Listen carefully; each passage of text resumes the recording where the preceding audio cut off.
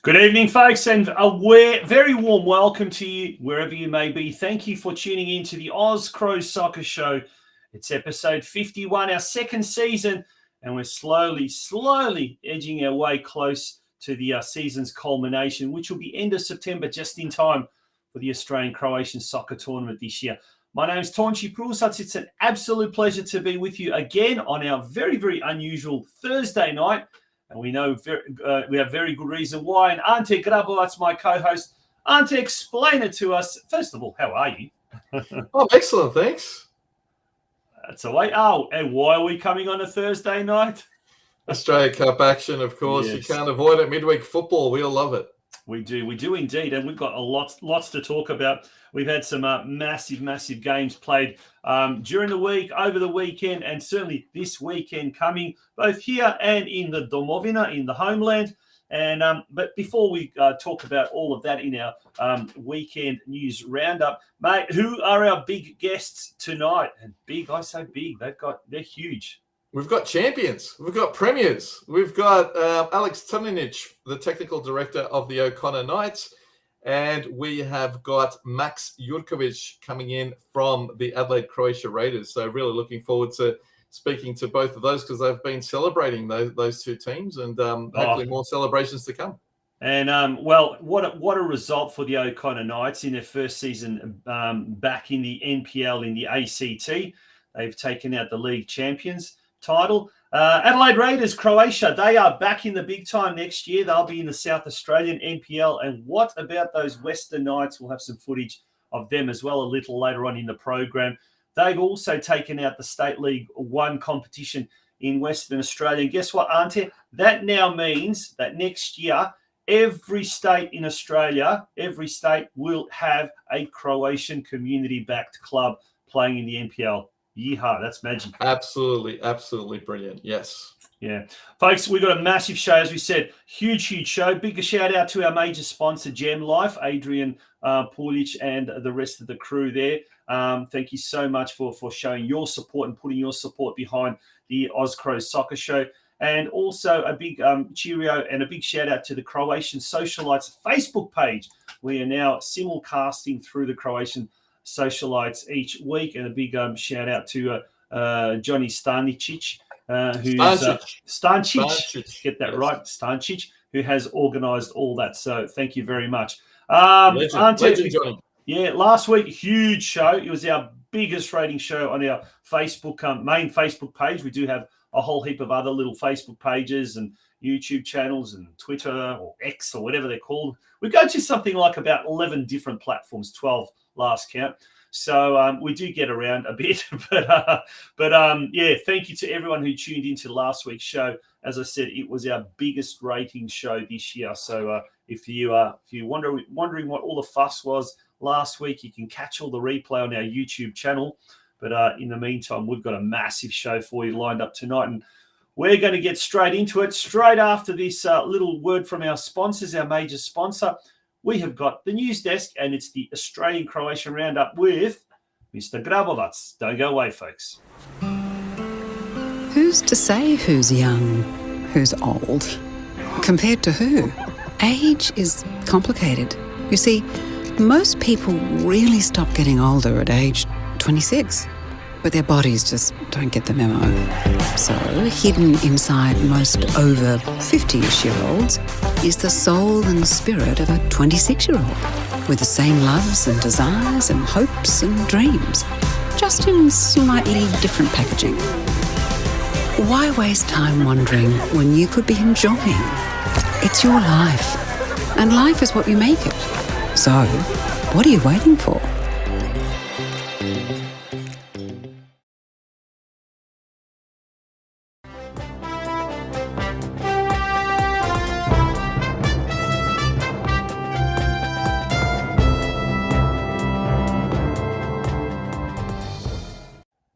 Yes, Taunchy, where else do we begin but the Australia Cup? As was mentioned, we had 3 massive fixtures over the course of the past 6 days or so. And, of course, it started on Saturday afternoon where, unfortunately, Sydney United lost 5-0 to Brisbane Roar. And the less said about that particular match, the better. Yeah.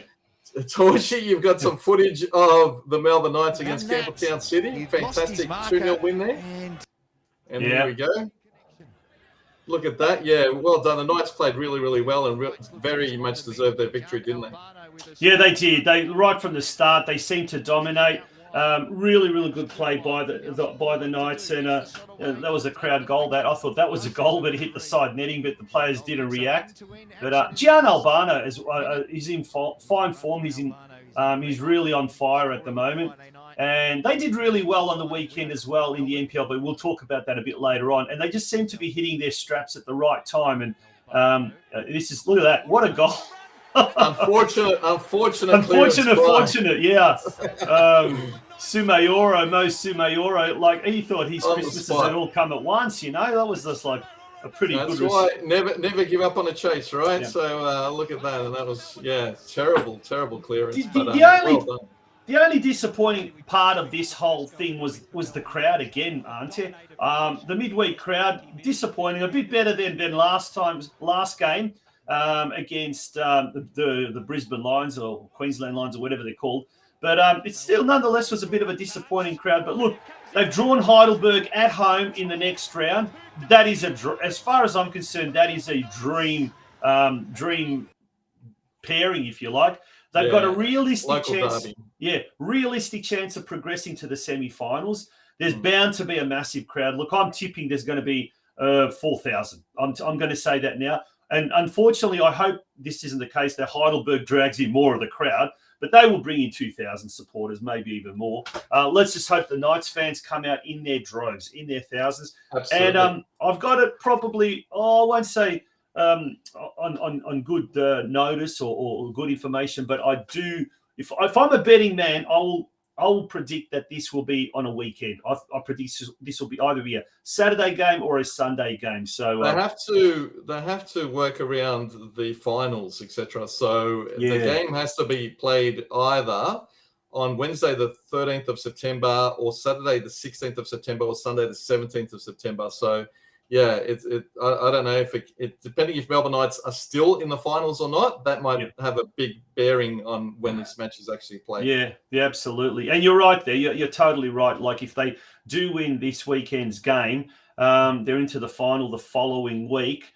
And you'd probably think in that case, then they would definitely be on a Saturday or a Sunday. If they're not in the final, possibly could be a Wednesday night. But I would much rather the game be played on a weekend.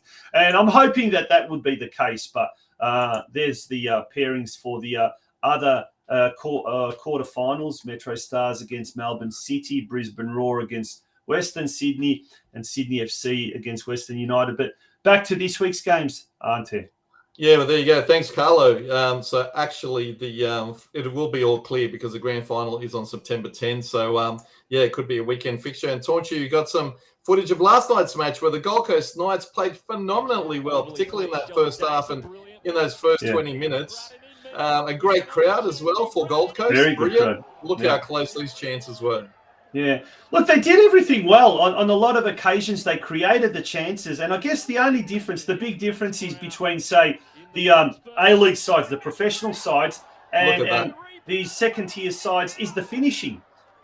Just that you're presented with half a chance, you got to take it. And unfortunately, the Gold Coast Knights had several half chances and some clear chances, I should say. They just weren't. Well, look at this save, though. What a save. Yeah, stunning. Absolutely stunning. Absolutely. Mate, the first 20 minutes of this game was was just full of highlights. It was just action-packed, wasn't it? Terrific match to watch, and unfortunately it wasn't the main match on 10 play. The other match was the Sydney Derby. So for those who tuned into this particular fixture, they were totally entertained with a lot of goalmouth action, and I'm sure everyone was hoping, like, come the 70th, 75th. Gold Coast was still in there. It was the 72nd minute where the unfortunate own goal, because it was a great save by the Gold Coast goalkeeper, and it fell to Walker, who unfortunately put in his own net. And then, of course, it wasn't until the 94th. We were still hoping for a Gold Coast equaliser, even after that goal was conceded. So, Gold Coast really put the game up to Western United. Yeah, but what about that handball? Blatant handball, and there was no VAR in the Australia Cup. Don't you wish that there was? How wasn't it a hand? Remember the Gold Coast player on the ground? Somehow he headed the ball and then he didn't get his hand to touch it. And that too, that was amazing. That was incredible. Yeah, but with the Western United player, I can't remember who it was. He hit his hand and it dropped right there. And how that wasn't awarded a penalty. And you could always say, what if? But end of the day, it was a brilliant performance by Gold Coast Knights. They did very, very well. And unfortunately, a 2-0 scoreline really doesn't do justice, because it was a lot closer to that. And that last goal really knocked the stuffing out of them. But look, we've got one Croatian team left in the final 8, the Melbourne Knights, and they could quite easily get into the final 4. After that, it's a lottery. But, this is the furthest they've ever gone, and so let's hope they even go further. And of course, their 70th year as well. So and the finals are on, so it could be a big finish for the Melbourne Knights. Yeah. All right, moving along. National Second Division. Yes. Interesting stuff here. Interesting developments in the last few days. Yeah, absolutely right, Torchy. From the social media space, Sydney United and Melbourne Knights have officially said that they have put in their submissions. Also, we've got the other teams in RPR from New South Wales, RPR, Marconi, Sydney Olympic and Wollongong, which sounds like the old NSL. In Victoria, Avondale, who of course have been doing really well in the Victorian Premier League down there. Preston Lions, who of course were in the NSL, and South Melbourne have put in their submissions. In Queensland, we've got Sunshine Coast FC, and in South Hobart, they're the Tassie representatives. So they're the clubs that have come forward and actually said that they put in a submission. Remember, the submissions were due on Monday, the 28th. Also in that time, we've had the Gold Coast withdraw. So that's the Gold Coast Knights, unfortunately. And we haven't heard anything from Canberra. So I'm not sure what's happening with Canberra. But also there are a lot of other clubs who we do not know the status of yet. So obviously the federation will go through the whole process. And, it's interesting, some of the tweets that we were talking about before the show this evening, Taunchy was saying that, I think Mark Ivkovic, who was on our show a couple of weeks back on his X account, not Twitter anymore, was saying that some of the submissions, or maybe most of the submissions, are not complete. But we don't know any further than that. But it's very interesting to see, and I'm sure time will tell, and more information will come to hand. Now, also, we've had a bit of a questions asked from the Sydney United fans regarding this particular second division, and basically saying that although most of the fans support it, 90%, a lot of questions like, what will be the formats? Will it be a standalone competition or a Champions League model? All these types of questions. 2 squads, meaning more funding and a bigger wage bill. What happens with the $500,000 submitted, bank guarantee? Lots of questions. We've all got these particular questions. If it's going to be on TV, all those sorts of things, how it's going to be televised, where the funding's going to come from. Obviously fans are concerned about their team and have raised those particular questions. And if you've got your own, sort of thoughts, just pop them in the chat as well. Now, they make a very interesting point. This is a statement released during the week by the SUS, the Sydney United supporters. And there's one point sort of 3 quarters down. They say the proposed league has no relegation or promotion for 5 years and is subject to review in 2028. Now, I haven't heard that. I don't know. Is that the actual case? Because I thought I thought that once it's up and running, there will be promotion relegation from the NPL competitions, and how they're going to work that out, I'm not too sure. But there was going to be no promotion relegation into the A-League. Now, is that true? If someone out there in Chatland knows the answer, please let us know. Is that actually fair income? Because that's the first I've heard that this league will have no promotion or relegation. So once they decide the composition of this league, is that right? It's going to stay put for 5 years.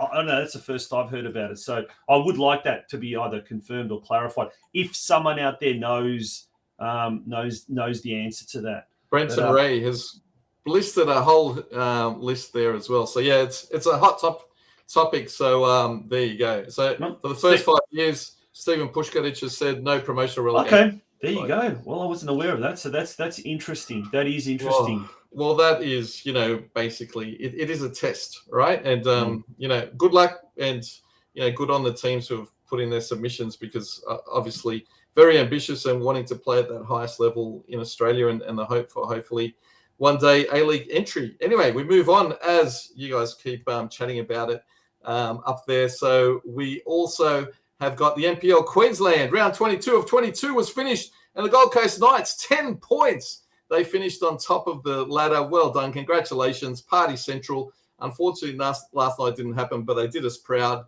And they've got a semi-final coming up, not this weekend, but we'll give them a break. So Friday, 8th of September, 7:30 p.m.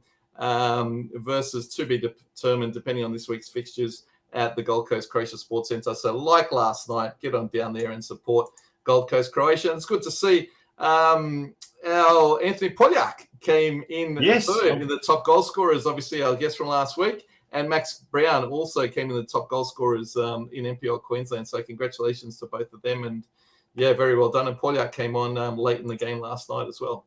It looked dangerous when he did come on, actually, yeah. And the under 23s, Gold Coast Knights are also doing very well there. 2 from 2. Well done. Wow. Premiers. And look at that. Top goal scorer as well. So congratulations to the Gold Coast Knights on a very, very huge season. Moving on to Victoria and the Melbourne Knights. They were fantastic on Friday night. Again, a fantastic performance and another 2-0 win. And Hoare being on the goal scorers list again. And Albana scoring a penalty. So well done. And they are playing a grand final qualifier this Saturday afternoon at Avenger Park against Avondale, who are, of course, a team from Victoria who have claimed that they've put in their submission for the second division. So this is a huge match. And, of course, potentially a grand final against South Melbourne if Melbourne Knights win this and South Melbourne win the other semi-final. So there could be a couple of Greek derbies coming up for the Melbourne Knights in the next few weeks. Fingers crossed that they do make it. Yeah, also on NPL Victoria, but looking at the under-21s competition as well. North Geelong have got through to the preliminary final. So they defeated Hume City away 2-0.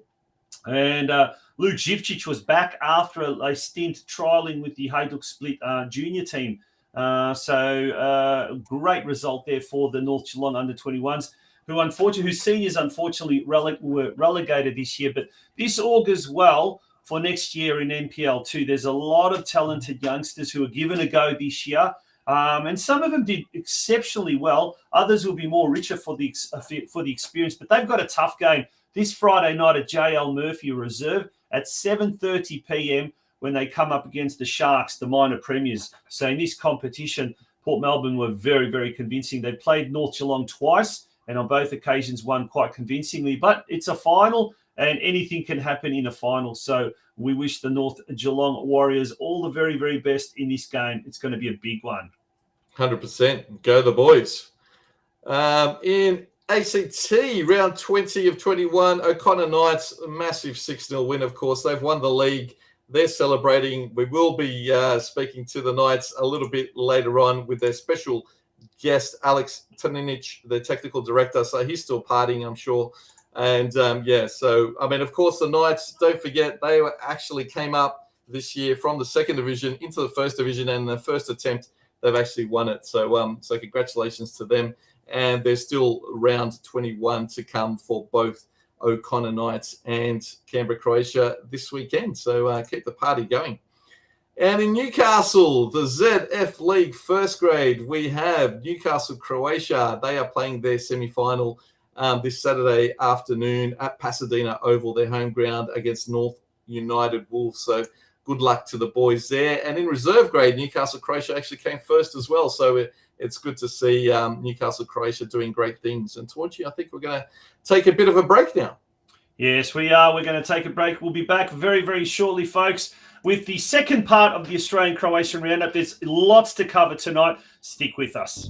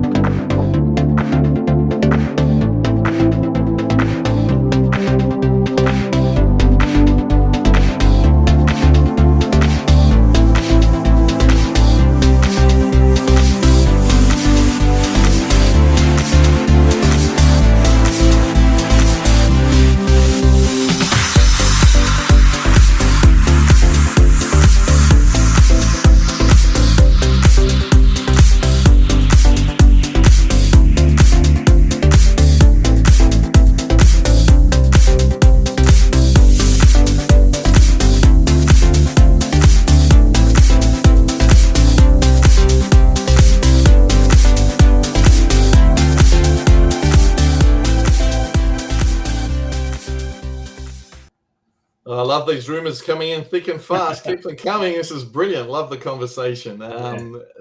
Let's move on to Sydney United. Of course, last Wednesday we were live when Sydney United drew 3-3 with Sydney Olympic.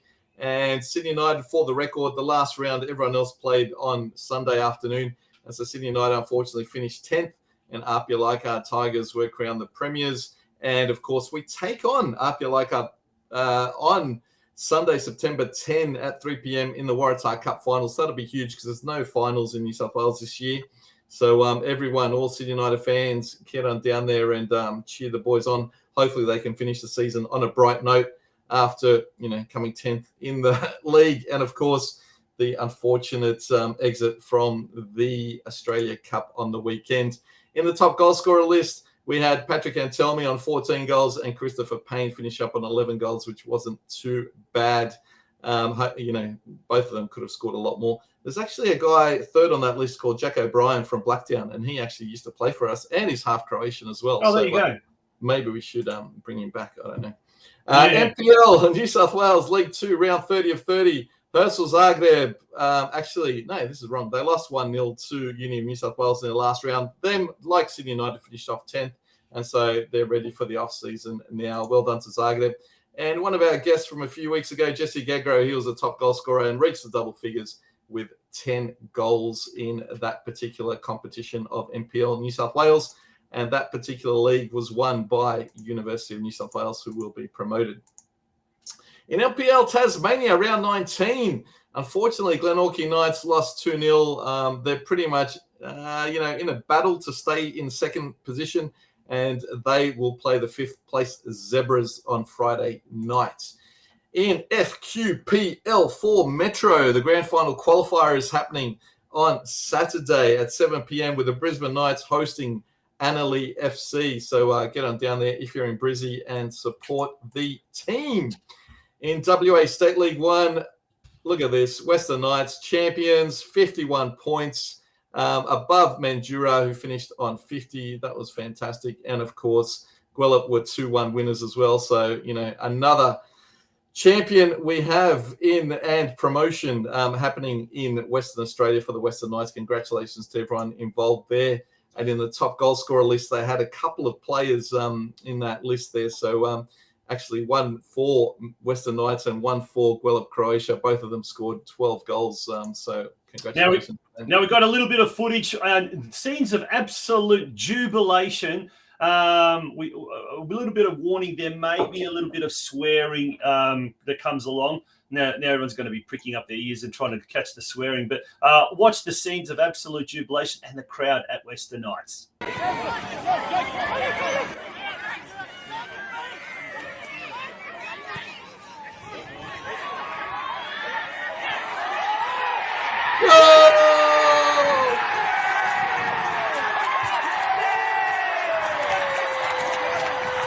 Fantastic stuff.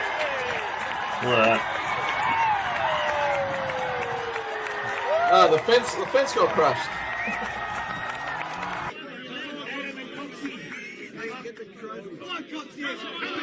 Apologies for the language. Well done, Western Knights.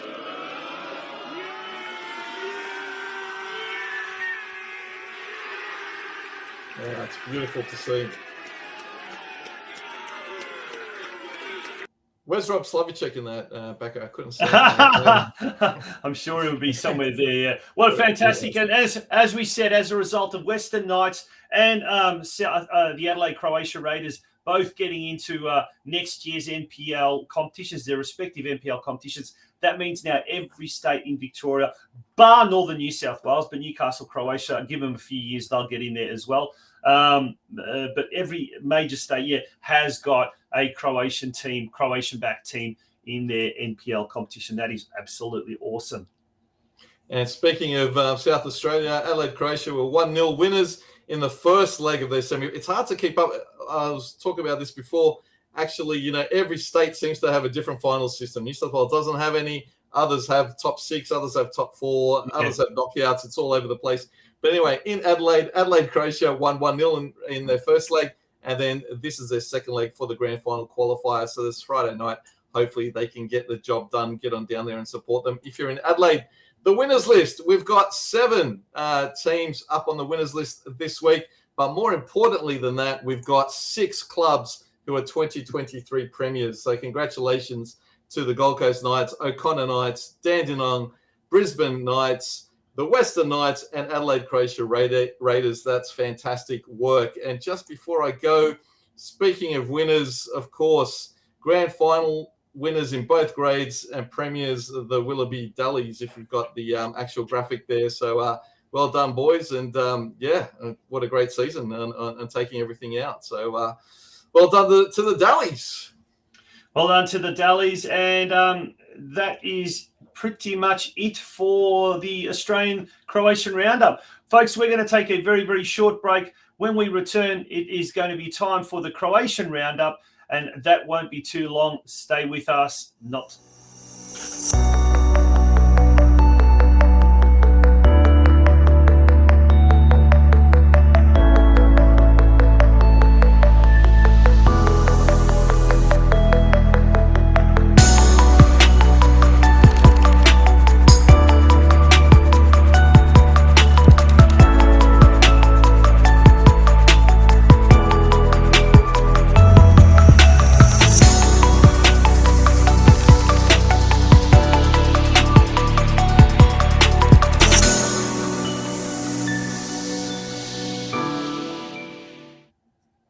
Welcome back to the Cro Soccer Show, time for the Croatian Roundup. And we start, Ante, with a former Sydney boy, who's now signed with a Croatian third-tier team.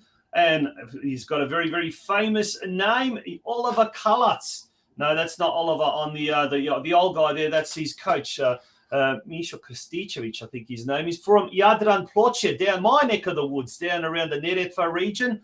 Kalac has signed with NK Jadran Ploče, who play in the Druga Liga, or the third-tier competition. So he's signed there, and it's good to see we've got another Australian Croatian in that division, Anthony Leban from Geelong, playing in NK Hrvatske, which they played the other week. I think they had a game on last Saturday in something like 38-degree heat down in Ploče. And we've also got, what's his name, Jacob Tarasenko, who plays for Dugo Selo in the second division, and Josip Orlovic, who plays for Mladost Zdralovic.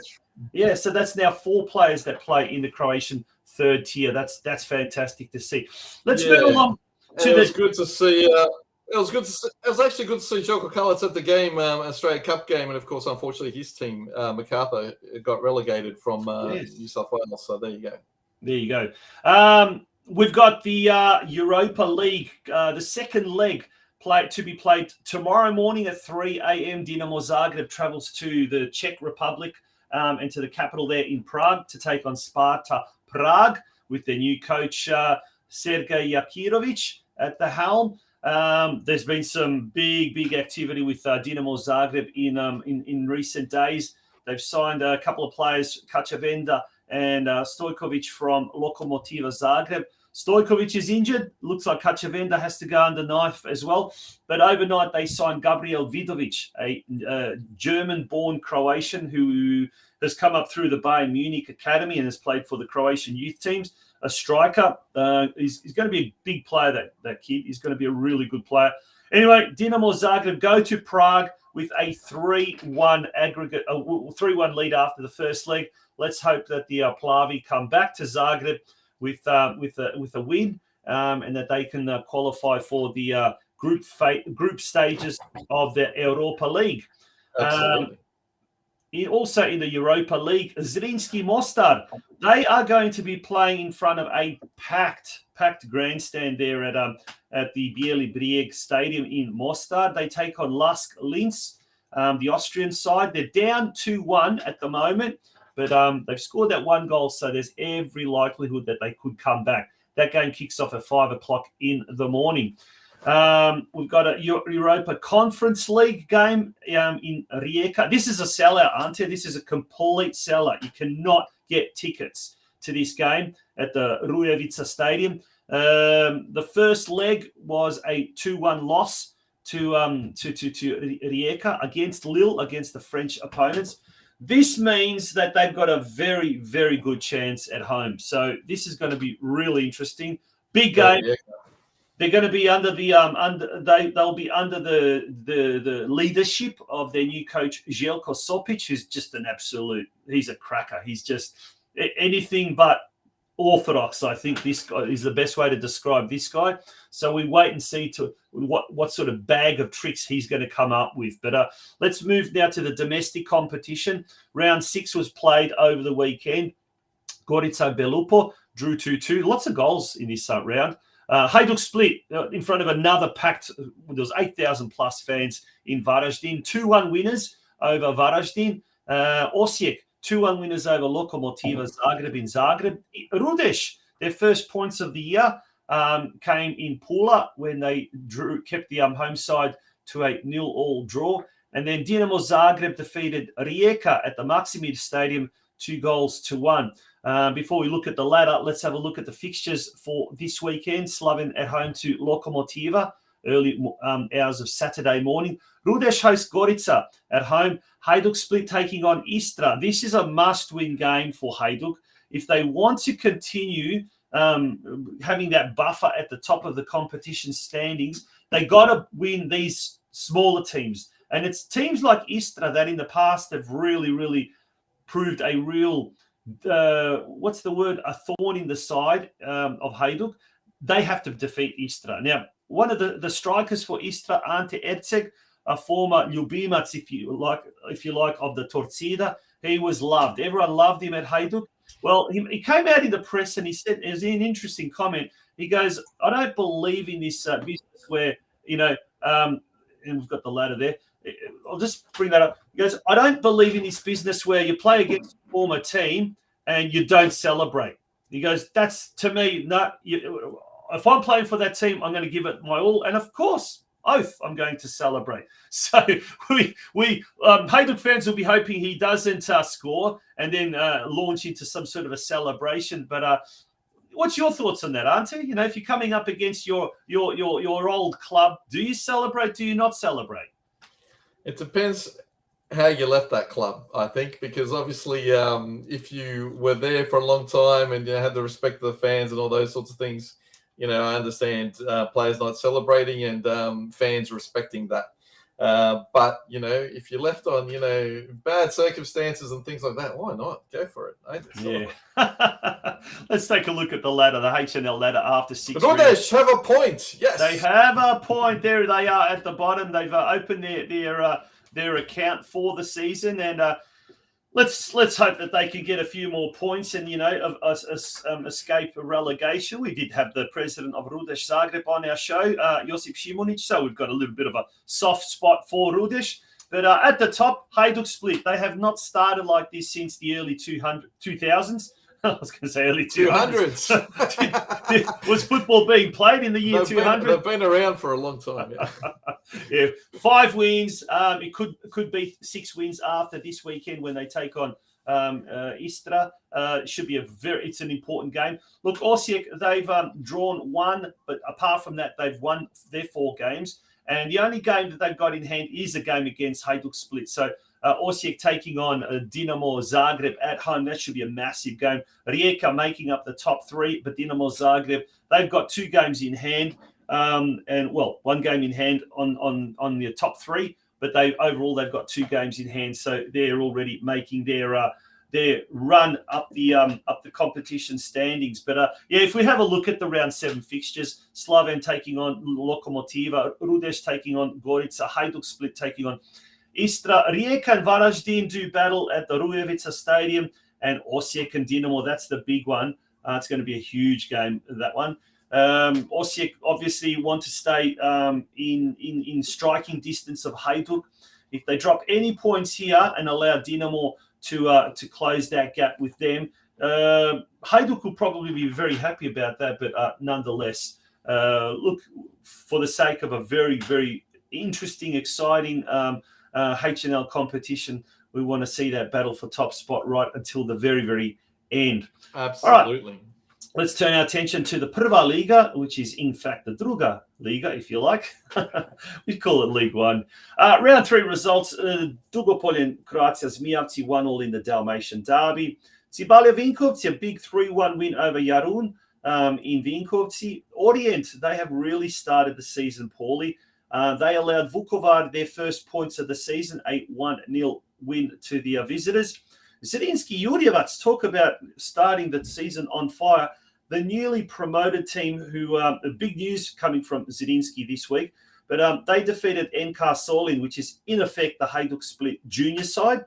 So they defeated them 3-0 at their temporary home ground in a suburb of Osijek called Sepin.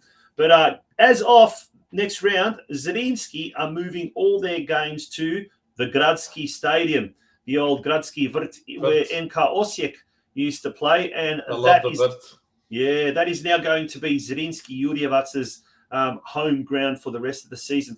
They'll be sharing that with the women's football club, ZNK Osijek. So they'll be co-tenants there. Šibenik, 3 wins from 3 games. They defeated Bijelo Brdo 3-0.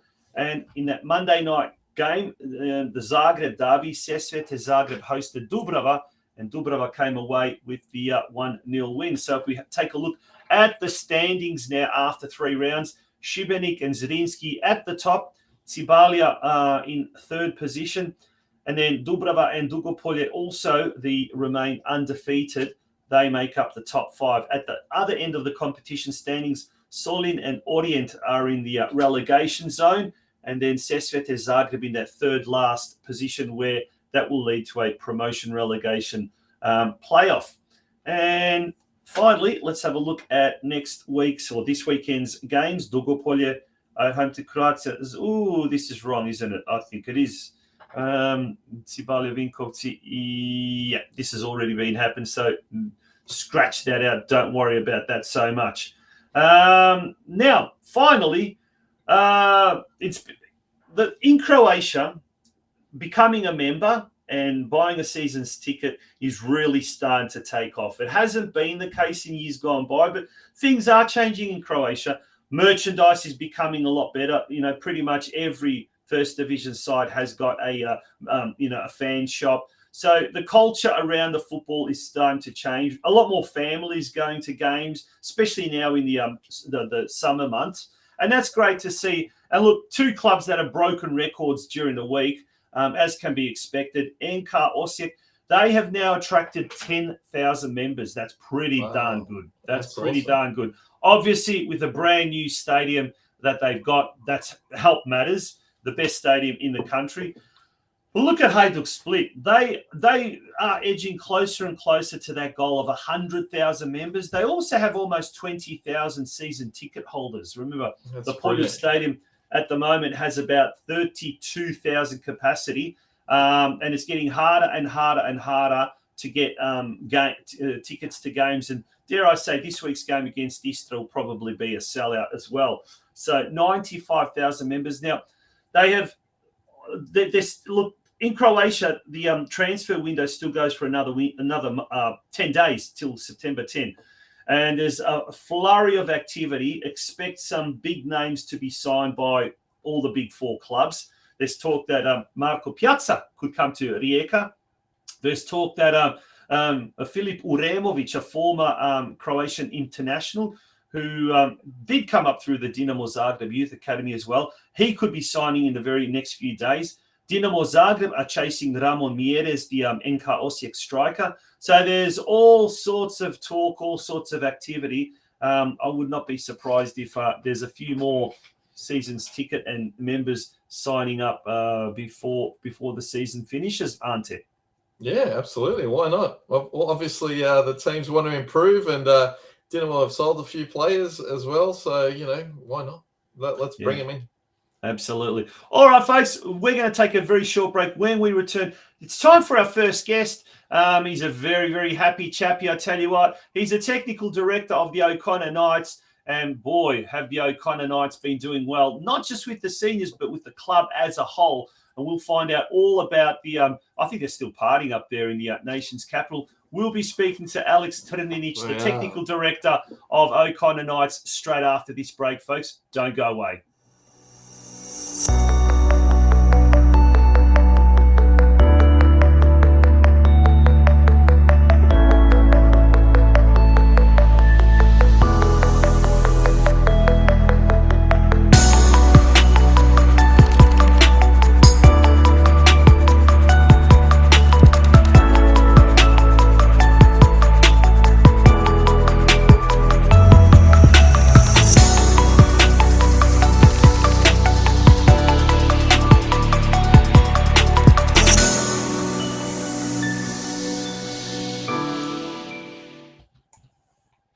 Okay, there's something very special happening in the waters over in Canberra at the moment, particularly on the O'Connor side of Canberra. And to tell us all about it, we have a very special guest in ALEKS TRNININC, the technical director from the O'Connor Knights, coming onto the show. Welcome, ALEKS. Dobro večer. Također, dobro večer, ALEKS. Great to see your face, your smiling face on the Cro Soccer Show. Mate, has the partying stopped, or is it still just kicking into another gear? Oh, we've been partying for about 2 weeks already, so I don't know. We got the last game of the season this weekend, and then we've got the finals, and of course then the tourney. So there's plenty of drinking to come, hopefully. Absolutely. And I'm sure all the players are just drinking water and Gatorades now until the season finishes. Correct? Samo tako, da, samo vodu, da. That's the way. As we can see, there's the ladder, and a very convincing taking that title. The last 5 games wins as well, and now it's the final round of the season against the Tigers at the AIS. Tell us, ALEKS, a little bit about obviously being promoted this year and winning the competition. I mean, did you have many changes to the squad? I mean, how did you do that? How did the team get up there and win second division last year and first division this year? Look, it's been a whole club effort, the whole committee. The O'Connor Knights were unjustly removed in 2009. There was Football Australia was doing a restructure, and now the war on ethnic clubs. And they removed the O'Connor Knights, Canberra Juventus, and so on. They let in all these other clubs. And then for 13 years, we were stuck in the wilderness. There was no promotion relegation system in place. Mm-hmm. And then in 2020 was the introduction of promotion relegation, but COVID got in the way. And then we ended up having a season of 7 games, which wasn't a season. The following year, we made a real push for it, and so did all the other clubs in that division too. So it was probably the hardest competition to win at the time, because that was the first time everyone wanted to be the first one. Prvi da idemo gore, Mm-hmm. And then, look, we won the promotion. We went on an amazing run, and we got the promotion that we wanted. And in the first year in the NPL, which was our last season, we finished in the top 4, which was a very good achievement considering our budget is minuscule compared to some of the other clubs, more established clubs here that are spending, 10 times more than we are. And we obviously this season we're currently on a 13-game unbeaten run, which hasn't been done in the NPL here in Canberra in the top tier for the last 20 years. So, well, what do you put that down to, Alex? Is there a number of factors, or is it just purely that the squad that you've assembled has really gelled? There's a number of factors. One is the atmosphere in the club's superb. The group of players that we have is outstanding. The coaching staff that we have is very experienced. They know what they're doing. The committee is doing very hard work. But yeah, that's all of us there. The committee is doing a lot of hard work in the background. And I think when those three things all come together, coaching staff, committee, and coach and player group, and then your only one way is to succeed. So give a shout out now to the coaching staff. We'll put that. There's one of the coaches getting a bit of a drenching there. But that's Miro getting a drenching by Josip. So your dad there, yeah. Go through from left to right there. Who are the coaches? Give them a big shout out because they've done an amazing job this year. That other Chelavi over there, that's Tomislav Šimić. Then Alen Marin next to him, Marko Škrtić, and Nick Tajda, Miro Trninic, Davor Nemet, and his son Jakov, and there's me at the end.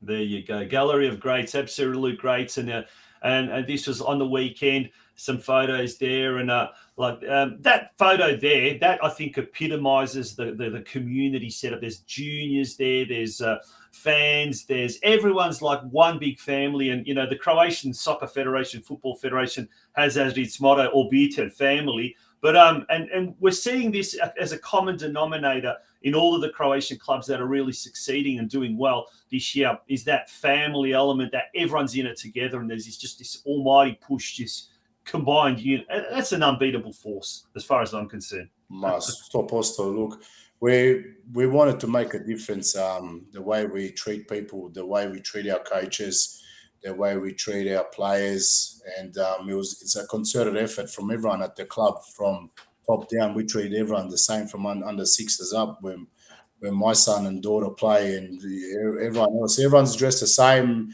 Everyone's on the same level. Everyone's welcome into the change rooms after the games to sing the song with us. It's a real family atmosphere, and držimo jedno do drugog. There's not many of us, and so we have to, But obviously, other clubs don't do that. We think it's essential, like you said, Tonchi. It's a recipe for success, and I think that we as a club do that really well. After every game, we go back to our social club, AHK O'Connor, PSA, and it's great. What were the Croatian derbies like this year, Alex? Was that the rival? Was that the team that everyone wanted to beat the most, or were there other teams in the competition as well? Look, we want to win every game, and obviously with Deakin being, or Canberra Croatia as they're called now, all of us, majority of us used to be at that club. So majority of us in the committee, majority of us in the coaching staff, we all used to play for that club, or in one way or another, or in Miro's case, he's the Deakin's most successful coach in history there. So when we play against them, we respect them, but of course we want to win, And we've had 2 draws and a win against them, so it's pretty good. But all the games are tight against them. It's a different. Even though Deakin's currently 6th or 5th or whatever they're sitting, fighting for a top 4 spot, when we play against them, it's a derby. It's always going to be on, and it just takes it to another level. It's exciting games. It's what the Canberra football community likes to watch. Like Canberra Croatia, actually, years ago, I think we're going back 20 years, used to play in the New South Wales competition. I mean, I remember that. Yeah, being wasn't it? Yeah, that's right. And being an 8-team competition, do you find that you're playing the same teams? A little bit too much. Would you like that competition maybe to have a bit of that New South Wales flavour, or some different teams, or what are your thoughts on that? I'll tell you 100% right. Or even our players are bored of playing the same 7 teams 3 times. It's the league's too small. We've been advocating for a 12-team league to have a 22-week competition, and you play everyone twice fair. home and away. Not we have to go twice to Deakin Stadium or twice to, let's say the Canberra, which is one of the worst venues in Australian football. So it's an unfair advantage. But obviously the suits and they decide. They believe that they've got 3 competitions: the NPL, the CPL, which is the second division, and the State League 1, which is the third division of 8 teams. So I don't know why they don't split it just in 12 and 12 and make it more exciting. But now, you guys were in the second division, so the Capital Premier League last year. Are there teams there that could quite easily compete in the first division or the NPL? Oh, without a doubt, the Queanbeyan City, which is the Macedonian-backed club, they could easily make the jump up. There's also the Ugali, which is a Griffith-based club, which is 4.5 hours away from Canberra. They're the Italians. They're going to win promotion now. There's ANU, who've been perennial good performers in that division, and so is White Eagles, who have also been performing well in the competition, but they've dropped the ball and they're about to get relegated now. But usually there's about 4 clubs in that competition that can easily, in my opinion, play in the NPL and replace that West Canberra that's had 20 losses in a row, which is probably the worst NPL side that Canberra's ever witnessed in the last 20 years. So they'll probably be getting, well, not probably, they definitely will be getting relegated. They've lost all 20 games. Oh, Alex, we saw how important the Australia Cup is. What happened with the Australia Cup this year with O'Connor Knights? Well, I'll say MJ Windsor, which is Marko Jovanovic, is from Melbourne, is writing a comment about the referees. The referees stuffed us real good that game. So who are you playing against? Gungahlin United. Oh, okay. And we ended up losing the match.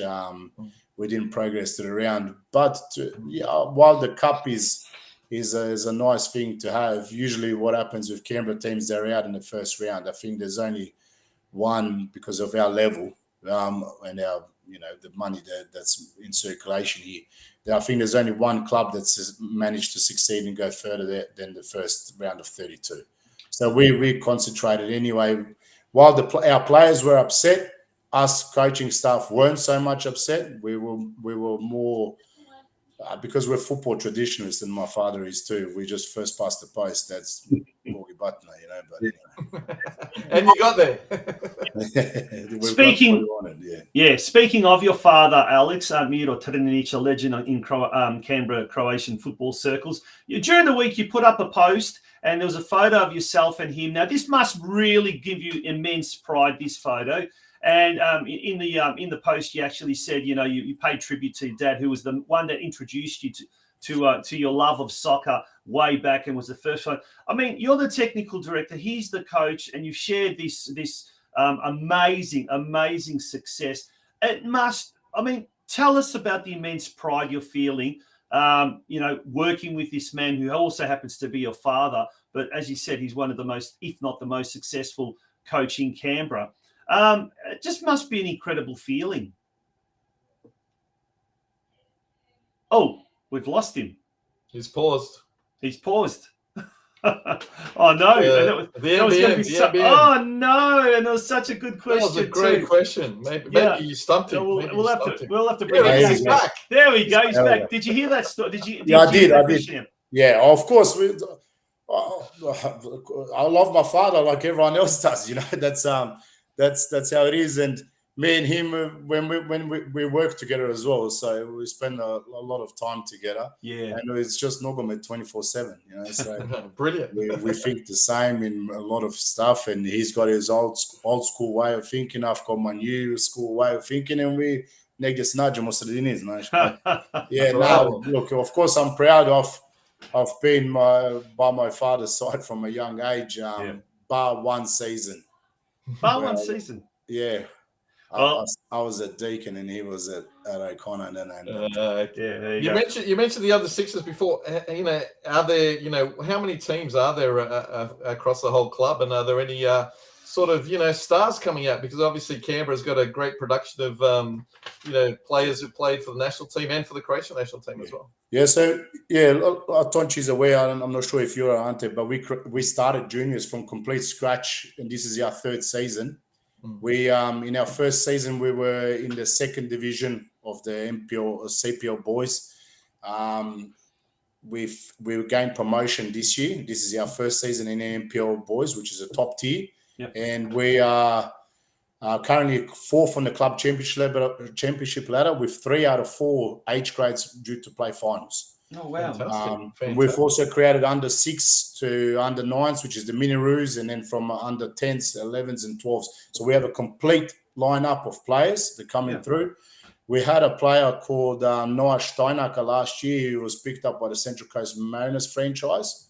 And we have another player now by the name of Harry Martin, who's also being looked at by the Central Coast Mariners franchise. So while we try to support the traditional clubs, unfortunately, with the way football's set up in this country, the franchises get the pick of the bunch. So yeah, absolutely. And good kudos to the club for producing those players. Yeah, it would be nice if the ecosystem in Australia would reward clubs like us. Yeah, by getting some absolutely. transfer fees, but we can go on about that. Yeah, exactly. No, I agree, mate. Thank you so much for joining us. Wishing you all the best with these finals as well. Obviously, when it comes to the off season as well, and next year the big double. Mate, that will be certainly on the cards. That will be certainly something to do. And now you become the hunted, I guess. So it'll always become a bit difficult, won't it, when you're the hunted?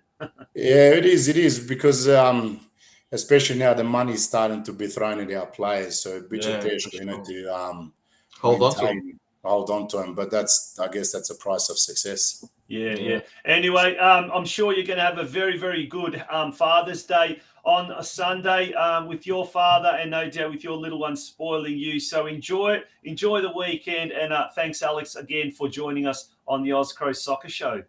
Much appreciated. Laku noć, Bog. Laku noć. Laku noć. Good night. That was fantastic. Great to see the O'Connor Knights doing well in the ACT. Hopefully next year, Canberra Deakin, Croatia Deakin can also get in the final series. We can go. We're greedy here. We don't want just teams winning the league. We want them as many teams in the finals and competing at the top level. Why not? We're going to take a very, very quick break, folks. When we return, it is time for our second guest. Speaking of winners, Adelaide Croatia Raiders. They are still in party mode. And they will keep on partying right. They're hosting a huge party. They're hosting the party of all parties. They will be celebrating right through until the the Australian Croatian Soccer Tournament in Adelaide. To tell us all about that, we've got, and we may even have some late breaking news with regards to Adelaide Croatia tonight. MAKS JURKOVIC, one of the committee members, he'll be joining us after this break. So stay tuned. We can't wait to catch up with Maxi straight after the break. Who's to say who's young, who's old? Compared to who? Age is complicated. You see, most people really stop getting older at age 26, but their bodies just don't get the memo. So, hidden inside most over 50-ish-year-olds is the soul and spirit of a 26-year-old, with the same loves and desires and hopes and dreams, just in slightly different packaging. Why waste time wondering when you could be enjoying? It's your life, and life is what you make it. So, what are you waiting for?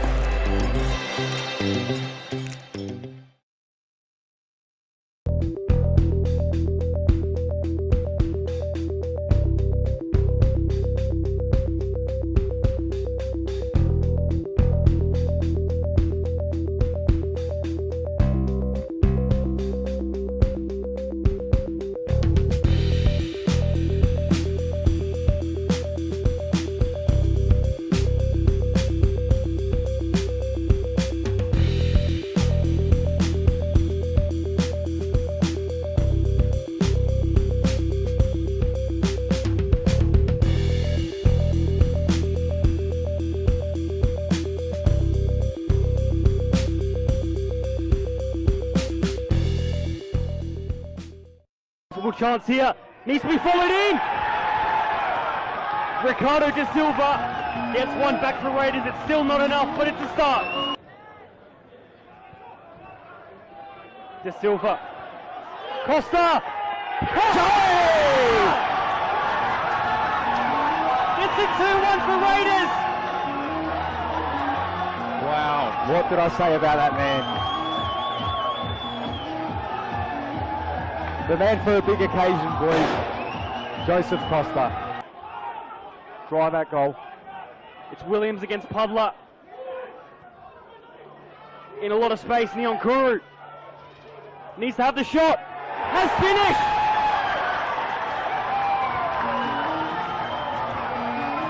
And has that sealed promotion for Adelaide Croatia Raiders. Having a good last 5 minutes. Find themselves another goal back in. There might be another. Williams getting through. Could this be another? Needs to be finished by De Silva!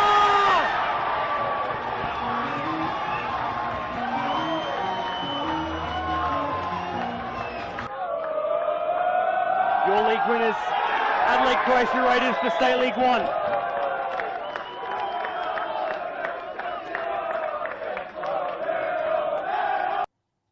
And don't you love seeing the red, white and blue in jubilation there? Absolute scenes of Ludnica at the Adelaide Croatian Sports Centre. How good is that? And that was Adelaide Croatia taking out the South Australian State League 1 title and earning promotion back to the South Australian NPL. And to tell us all about it is the committee member from the Adelaide Croatia Raiders. And thank you very much to MAKS Jurkovic for joining us on the show. How are you, Max? I'm going well, thank you. Good evening, Ante. Good evening, Tonchi. I can't tell you how many times I've watched those highlights. They bring back fantastic memories. Me too, mate. I tell you what, is the party still going on? The party's still going on, and like you said, it's going to be like that until tourney. Yeah, absolutely. We'll talk about the tournament a bit later on, but let's talk about that. Creating history by getting back into the South Australian top flight. At the start of the year, when you guys sat down and you sort of mapped out the season ahead, did you think that it was going to come to this? Did you? I mean, you set your sights on always doing as well as you can, but did you sort of, were you expecting it was going to happen like this? I think when we got a really good coach in Vlado Blažica, he signed some really good players that have experience at the top level in South Australian football. Yeah, my expectations were personally top 3, and then we just hit so good form at the start of the season. I think we won our first 3 or 4 games that I just had a gut feeling that this was going to be our year. Mm. And it was, absolutely. So now you are going to enter the league with the big boys. You've got Adelaide City, and which other clubs are you entering with for us? So we've got Campbelltown City. They just played Melbourne Knights on Tuesday, so I think they're in a prelim final at the moment. Mm-hmm. Metro Stars, they're a very good club. They're in the quarterfinals as well of the Australia Cup. And then you've got a couple of other clubs like Adelaide Olympic, Croydon Kings, Comets. It's going to be a real competitive league next year. Yeah. What will you need? I know over here in the eastern states, here in Victoria particularly, unfortunately, North Geelong has been relegated after getting promoted from NPL 2. So there's a big gulf between the top flight and the second tier. What's it like over there? Is there a big gulf between the NPL and the state league comp? Yeah, there is a massive gulf. So with the side we've got now, obviously we would need to top up with some more experience. I mean, most teams that get promoted now from our second division to the first division, if they don't make changes to their squad, they'll go down pretty quickly. Modbury is an exception. They had a very strong second division side last year. Pretty much kept the same squad, and they came 5th in the final series, and they're playing in a prelim final at the moment. So I think the club's well aware of what they'll need to do next year in order to compete with the final series, because we don't want to make the numbers. We want to shake things up next year. So is the Adelaide Croatian Tournament going to be a bit of a scouting mission for the Adelaide Croatia Raiders, hoping to snare a couple of interstate maybe? Potentially. I mean, we've got the accommodation right next to our club rooms that we can have players stay at. So hopefully. I've given you something to think about, eh? Speaking of which, do you have many interstate players? I mean, I know one or two came from New South Wales, if not last season or season before, right? Yes.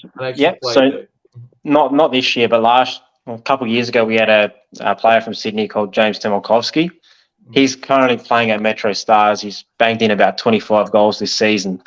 So he will probably be playing in an A-League club next year. So it was really good that we used our initiative to find someone interstate, because obviously it's not as easy to sign players that are, playing regularly for their clubs, probably getting good money. They're comfortable where they are. So something we might look into. Yeah. Now let's talk about the tournament coming up. It's getting exciting. It is a month away now. How quickly it's flown. But how are things generally going with regards to that? Like, it's obviously entering the final stages. Yeah, things are going well. There's a real good buzz around the community. I've had people from Melbourne, Geelong, Sydney reach out to me, looking forward to the tournament, because we always put on a fantastic show. Logistically, we've got all the grounds set up right at our grounds, and I think there's about 53 teams, which is crazy. Wow. Yeah. That's brilliant. And then from a club perspective, I think they'll be releasing out more information in regards to the finer details around tournament time. No, that sounds fantastic. Now, on the weekend, the team won 1-0. So the grand final's looking good as well, right, Max? Well, the way the final series has changed. It used to be that your first v second will play like a prelim final, and then that team will make the grand final, and then the winner from elimination final will play that loser of between 1 and 2. Now they've changed it up, which is in my opinion ridiculous. Where we will be playing. The Callow came 4th, and it's going to be over 2 legs. So we won away from home 1-0. There's no away goals rule anymore. We've got a massive game tomorrow night, 7:30 against Bacala. Hopefully, which I think we will, we maintain that scoreline, or if not, win the game. And there'll be a bumper crowd there for the grand final. And where's the grand final going to be? Grand final is going to be at the State Sports Park, which is essentially next door to our Croatian Sports Centre. Yeah. So we literally march from our club to the grounds.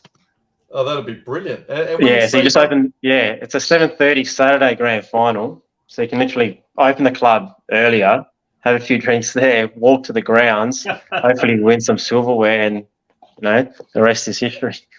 That's right, create history. And when you say a bumper crowd, are you talking about 5,000? Are you talking about 3,000? What's it I think bumper crowd in terms of SA NPL, which will probably be between. I think tomorrow night between 700, 900 people, which is for our league really, really good. It's very good. It's very good. It's excellent. Now, mate, unfortunately, on the flip side, the club has had to front the South Australian South Australia, whatever it's called, tribunal, and it's actually happening tonight. So Ian Krivicic, unfortunately, wasn't able to come on the show for that very reason. So, Max, thank you for stepping in. Has any word come through from the tribunal about that tonight? Nothing at the moment, but hopefully common sense prevails, because the Federation have, through the use of NPL TV, have found that a couple of our supporters were holding up flares, and they managed to take photographs of the game. Like, no flares were thrown on the field. There was nothing dangerous happening. But just to keep face, they've had to issue like a cause notice, and then we've had to reply back with a letter and got a hearing, which happened maybe a couple of hours ago. Okay, fingers crossed that there's nothing too bad in that after the tribunal. Yeah, I mean, if you saw the scenes, it was harmless. It'd be ridiculous if we got sanctioned for it.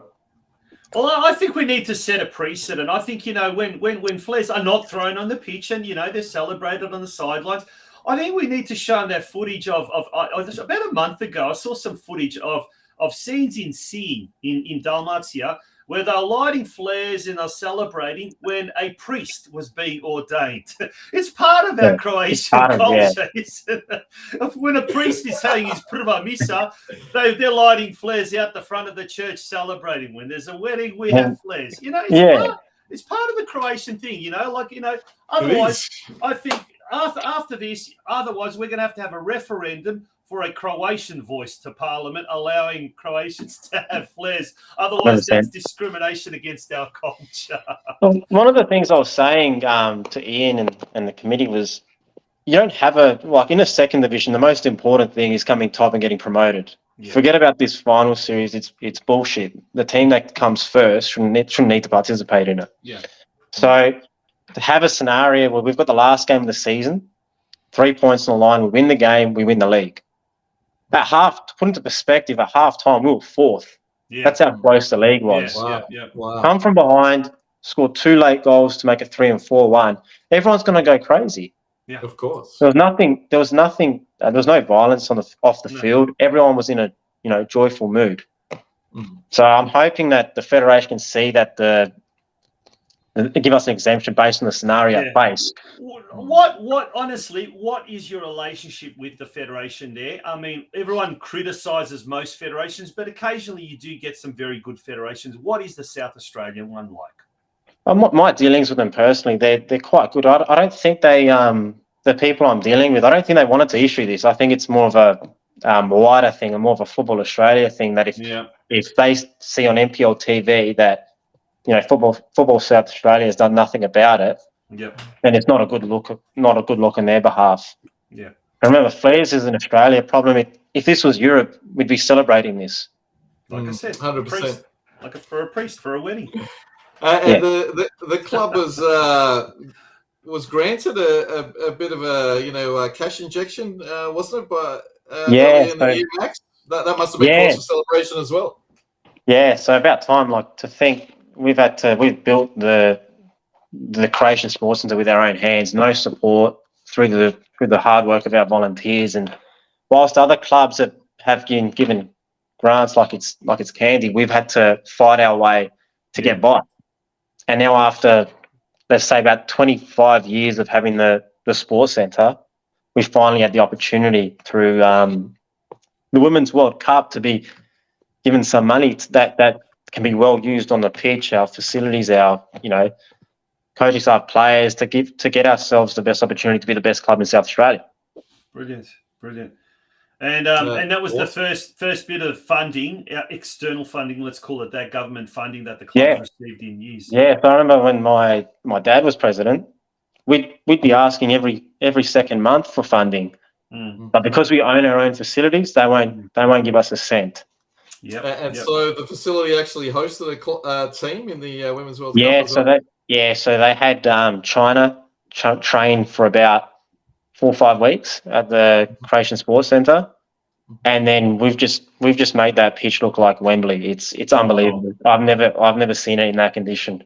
Yeah. And during that time, you weren't allowed to use it. Is that right? So we weren't allowed to use it for 4 weeks, 4 or 5 weeks. Yeah. Where did you go then? What did you do then as an alternative? So they trained at I think it was John Hart Reserve, and then I think they were able to play a couple of home games, only the first team for a couple of those weeks. Yeah. Fantastic. Yeah. Awesome. Mate, thanks for joining us last minute. As we said, thank you very much. Congratulations once again to yourself and everyone at Adelaide Croatia. Good luck tomorrow night. Club, and good luck tomorrow night, most importantly, yes. Yeah, thanks guys. Yeah, hopefully a win and big celebration come next week. Continue right up until the tournament. Yes. Good on you. Thanks, Max. Great job. MAKS JURKOVIC, fantastic there. All right, folks, we're going to take a very, very short break. When we return, we're going to wrap things up for our episode, our 51st episode. We've only got about 4 more episodes to go before the end of the current season. Don't go away, folks.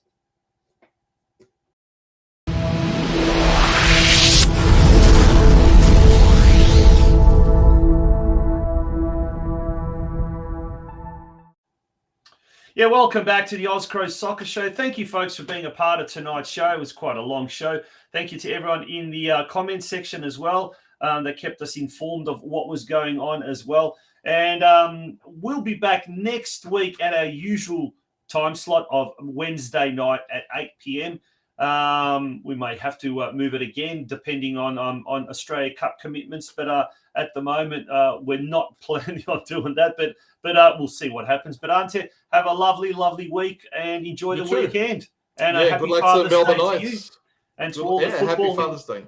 To all the footballing fathers out there, a happy, happy Father's Day to you all. And to those fathers who are no longer with us, let's have a special, let's have a special memory where you can remember the nicest moments spent with them. Good on you, folks, and thank you for being a part of tonight's show. Until next Wednesday night at 8 p.m. Good night. Bye-bye. Boa noite.